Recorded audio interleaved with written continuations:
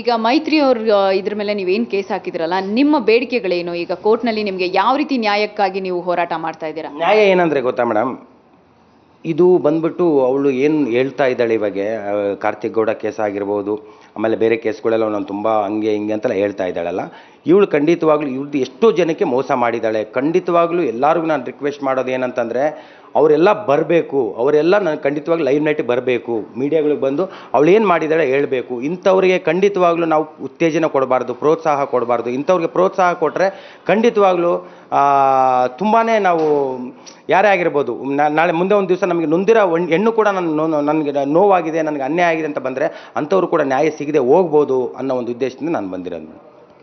ಮೈತ್ರಿ ನಿಮಗೆ ಹೇಗೆ ಭೇಟಿಯಾದ್ಲು? ಮೈತ್ರಿ ಬಗ್ಗೆ ನಿಮಗೆ ಎಷ್ಟು ಗೊತ್ತು? ಅವರ ಹಿನ್ನೆಲೆ ಏನು ಗೊತ್ತು ನಿಮಗೆ?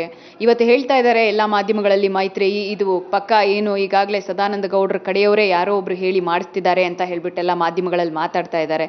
ಇವ್ರಿಗೂ ನನಗೂ ಯಾವುದೇ ಸಂಬಂಧ ಇಲ್ಲ, ಮದುವೆ ಆಗಿರೋದು, ಪ್ರೀತಿಸಿರೋದು ಅವೆಲ್ಲ ಸುಳ್ಳು ಅಂತ ಹೇಳ್ಬಿಟ್ಟು ಹೇಳ್ತಿದ್ದಾರೆ. ಏನಿದಕ್ಕೆ ನಿಮ್ಮ ರಿಯಾಕ್ಷನ್? ಕಳ್ತನ ಮಾಡಿರೋರು ಯಾರು ಕಳ್ತನ ಮಾಡಿದ್ದೀನಿ ಅಂತ ಹೇಳಲ್ಲ, ಕೊಲೆ ಮಾಡಿರೋರು ಯಾರು ಕೊಲೆ ಮಾಡಿದ್ದೀನಿ ಅಂತ ಹೇಳಲ್ಲ. ಅವರು ಮಾಡಿರೋದು ಸತ್ಯ, ನಾನು ಹೇಳ್ತಾ ಇರೋದು ಕೂಡ ಸತ್ಯ. ಅವ್ರಿಗೆ ಆ್ಯಕ್ಚುಲಿ ಬ್ರೈನ್ ಮ್ಯಾಪಿಂಗ್ ಬರಲಿ, ಕಾನೂನಲ್ಲಿ ಅವಕಾಶ ಇದೆ, ಬ್ರೈನ್ ಮ್ಯಾಪಿಂಗ್ ಬರಲಿ, ಅವ್ರಿಗೆ ಗೊತ್ತಾಗುತ್ತೆ. ನನ್ನನ್ನು ಬಿಟ್ಟು ನನ್ನ ಪ್ಲಸ್ಸು ಇವಾಗೇನು ಹೇಳ್ತಾ ಇದ್ದಾರೆ, ನಾನು ತುಂಬ ಸಿನ್ಸಿಯರ್ ಆಗಿದ್ದೀನಿ, ಸಿನ್ಸಿಯರ್ ಆಗಿ ಲವ್ ಮಾಡ್ತಾ ಇದ್ದೀನಿ ಅಂತ. ನನಗೂ ಬ್ರೈನ್ ಮ್ಯಾಪ್ ಮಾಡಲಿ, ನನಗೂ ನನ್ನ ಸತ್ಯನೂ ಗೊತ್ತಾಗುತ್ತೆ, ಅವ್ರಿಗೂ ಬ್ರೈನ್ ಮ್ಯಾಪ್ ಮಾಡಲಿ. ಅವ್ರು ಎಷ್ಟು ಜನ ಜೊತೆ ಸಂಬಂಧ ಆಯಿತು, ಅವ್ರು ಎಲ್ಲೆಲ್ಲಿ ಹೋಗಿದ್ದಾರೆ, ಏನೇನು ಗೊತ್ತಾಗುತ್ತೆ, ನನ್ನ ಜೊತೆ ಏನೆಲ್ಲ ನಡೀತು ಅಂತ ಗೊತ್ತಾಗುತ್ತೆ. ಇದು ನೋಡಿ ಮೇಡಮ್, ಯಾರೇ ಇಂಥ ಒಂದು ಸಂದರ್ಭದಲ್ಲಿ ಆರೋಪ ಮಾಡಿದಾಗ ಖಂಡಿತವಾಗ್ಲೂ ಅವ್ರು ನಿರಾಕರಿಸ್ತಾರೆ, ಯಾರು ಒಪ್ಕೊಳ್ಳಲ್ಲ. ನಾನೇನು ಹೇಳ್ತಾ ಇರೋದು, ಕಾನೂನು ಕೂಡ ರಿಕ್ವೆಸ್ಟ್ ಮಾಡ್ತಾ ಇರೋದಂದರೆ ಬ್ರೈನ್ ಮ್ಯಾಪಿಂಗ್ ಆಗಲಿ, ಅವ್ರಿಗೂ ಆಗಲಿ ನಮಗೂ ಆಗಲಿ, ಅಲ್ಟಿಮೇಟ್ ಸತ್ಯ ಹೊರಗಡೆ ಬರಬೇಕು ಮೇಡಮ್, ಅಷ್ಟೇ.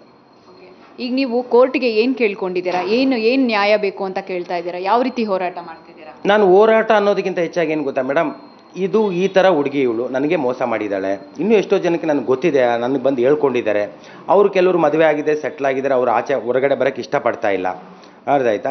ಇದೇ ರೀತಿ ಇನ್ನಷ್ಟು ಜನಕ್ಕೆ ಮೋಸ ಆಗಿರ್ಬೋದು. ಪ್ರೀತಿ ಅನ್ನೋ ಹೆಸರಲ್ಲಿ ಮೋಸ ಆಗಬಾರ್ದು, ಪ್ರೀತಿನ ದುರುಪಯೋಗ ಪಡಿಸ್ಕೋಬಾರ್ದು. ಕಾನೂನನ್ನ ಹೆಣ್ಣಿಗಿರೋ ವಿಶೇಷ ಸ್ಥಾನಮಾನ, ಹೆಣ್ಣಿಗೆ ಏನು ಕಾನೂನಲ್ಲಿ ತುಂಬ ಇಂಪಾರ್ಟೆನ್ಸ್ ಇದೆ, ಅದನ್ನು ದುರುಪಯೋಗ ಆಗಬಾರ್ದು ಅನ್ನೋದೇ ನನ್ನ ಮುಖ್ಯ ಉದ್ದೇಶ.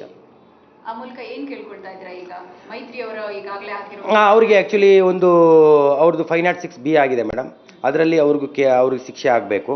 ಮತ್ತು ಅವ್ರಿಗೆ ಇನ್ನೊಂದು ಅದು ಯಾವುದೊಂದು ನಮ್ಮ ಲಾಯರ್ ಹತ್ರ ಮಾತಾಡಿದ್ರೆ ಗೊತ್ತಾಗುತ್ತೆ, ಕೆಲವು ಕೇಸ್ಗಳು ಹಾಕಿದ್ದಾರೆ.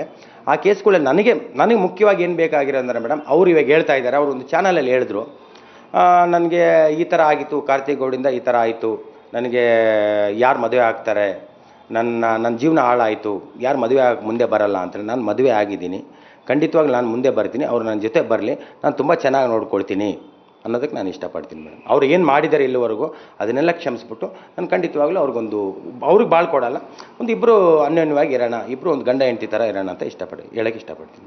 ನಿಮಗೆ ಮದುವೆ ಆಗಿಲ್ವಾ ಋಷಿ ಅವರೇ? ನೀವು ಇಲ್ಲಿವರೆಗೂ ಮದುವೆ ಆಗಿಲ್ವಾ? ಇವಾಗ ನೀವು ಮತ್ತೆ ಮೈತ್ರಿ ಅವ್ರನ್ನ ಮದುವೆ ಆಗ್ತೀನಿ ಅಂತ ಹೇಳ್ತಾ ಇದ್ದೀರಾ? ಮದುವೆ ಆಗಿಲ್ಲ ಮೇಡಮ್, ಮದುವೆ ಆಗಿಲ್ಲ.